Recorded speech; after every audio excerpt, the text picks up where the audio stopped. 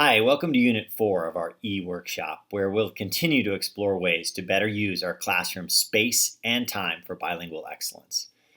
This week, we'll be examining the ways students are arranged in the rooms and how a variety of grouping strategies can meet the demands of different aspects of science instruction.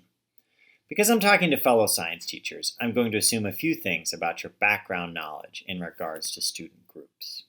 First, I'm going to assume that because you regularly group students for science and engineering investigations, you've seen that when student groups are done right, they can foster a sense of agency, interdependence, and accomplishment for all students. Second, I'll assume that you've witnessed the opportunities that group work offers to support your emerging bilinguals, especially when compared to whole group activity where only one person talks at a time. You've noticed how much easier it is for bilinguals to practice using language. Finally, I'm also going to assume that you've experienced some activities or at least observed some classrooms where group work isn't working for students. You've seen that group work that doesn't necessitate the involvement of all group members can quickly lead to disengagement, or how group work that does not require different contributions from each group member can quickly lead to copying. As you look around at collaboration in middle and high school classrooms, I think it's safe to assume that you know from experience that not all group work is created equal. So we need to ask ourselves, what type of grouping arrangement works best? What we find is that there's no single arrangement that meets all our needs.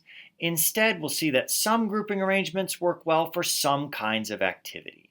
Sticking to a single grouping arrangement for all types of learning is not recommended. Varying the way we group to fit with different dimensions of science teaching is recommended.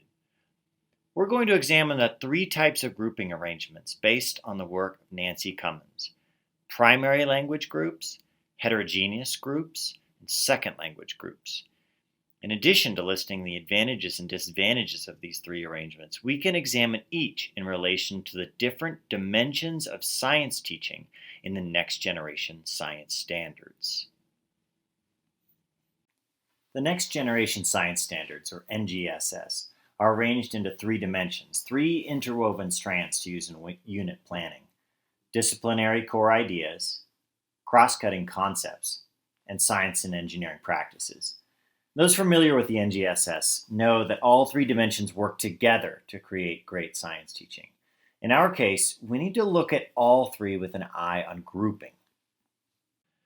First, let's consider primary language groups, comprised of students who share a common first language. It's not always possible to place a student with another bilingual who shares the same language background. You may have only one Amharic speaker in the class, and this is okay. But in this grouping type, we utilize the students as resources, placing a bilingual Vietnamese student in the same group as other Vietnamese speakers where possible. These groups provide great academic support for making sense of the science content in the student's strongest language. Emerging bilinguals grow their science proficiency as bilingualism develops.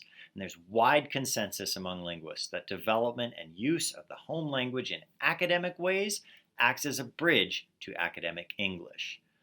Use primary language grouping when your content objective is centered on one or more core ideas from the science standards. With peer support in the home language, students may be better able to make sense of the science content and relate it to their shared background knowledge. There are disadvantages to primary language groups. Working only with students from the same cultural and linguistic background limits the chances to build community and cross-cultural understanding in our room. If students remain in this grouping for all classroom activities, we limit bilinguals' chances to interact with fluent English speakers. And that's a concern if true bilingualism is the goal. So while peer support in the home language can be a great resource for getting the core ideas, this type of group should not be fixed. On that note, we should consider heterogeneous groups, where emerging bilinguals are grouped with monolingual English speakers and/or fluent bilinguals. In this grouping arrangement, students share diverse perspectives and contribute different background knowledge. Bilingual students have opportunities to get comprehensible input in fluent English. In science classes, hands-on activities provide great opportunities for our emerging bilinguals to get this comprehensible input spoken by native English speakers. Try out heterogeneous groups when you're doing student-centered, hands-on projects involving science and engineering practices. For example, when students are designing and implementing engineering solutions or analyzing numerical evidence. As we discussed during Unit 1, these learning opportunities engage all learners and require academic language to be used in context. Because the practice of science and engineering knows no language, all members of heterogeneous groups can contribute, especially when the teacher adds the right structure. This means we assign group roles, design tasks that require interdependence, and reinforce norms to make sure all voices are heard. There are, of course, disadvantages if these student groups are fixed. Think about what it might be like to always be in a group of speakers more proficient in the language of the classroom.